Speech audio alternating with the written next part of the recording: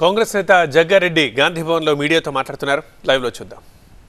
రైతులు, ఉద్యోగాలు, ఇండస్ట్రీస్, చదువుకోవడానికి ఎడ్యుకేషనల్ ఇవన్నీ అప్పుడే కదా మొదలైంది, నెహ్రూ గారు కాలంలోనే కదా.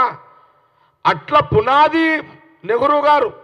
అలాంటి పునాదిల నుంచే ఈరోజు అనేక మంది నాయకులు ఎవరన్నా తీసుకో, మనం ఈ మధ్యలో ముఖ్యమంత్రులు అయిన వాళ్ళు 20 ఏళ్ళ చంద్రబాబు నాయుడు తీసుకో,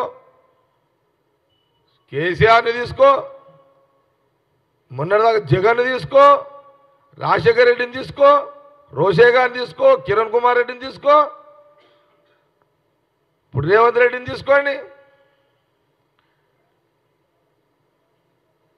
ఇట్లా ఆయన వేసిన ఇత్తంలో నుంచే వీళ్ళందరూ వచ్చిర్రు. ఆయన వేసిన పునాదుల నుంచే ఈ నాయకులు వచ్చిర్రు. అది మర్చిపోవద్దు అని అడుగుతున్నా. అదే నేను జ్ఞాపకం చేపిస్తున్నా ఈరోజు గాంధీ భవన్ మీడియా ద్వారా.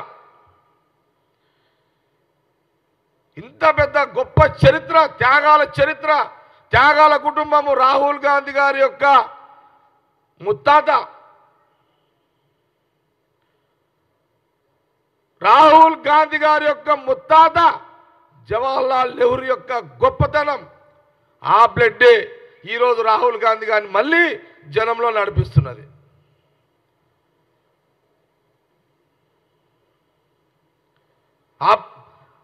ఆ బ్లడ్కి ఆ పవర్ ఉంది, త్యాగాల బ్లడ్ అది రాహుల్ గాంధీ గారి యొక్క కుటుంబం.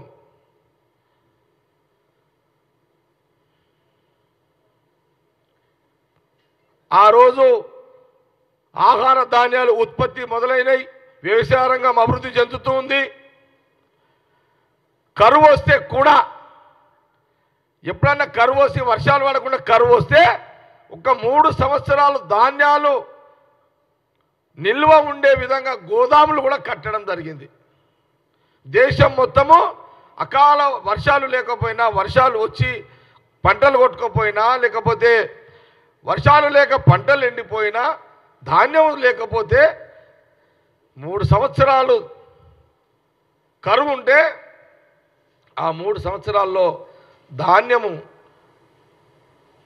ఏంటని చెప్పి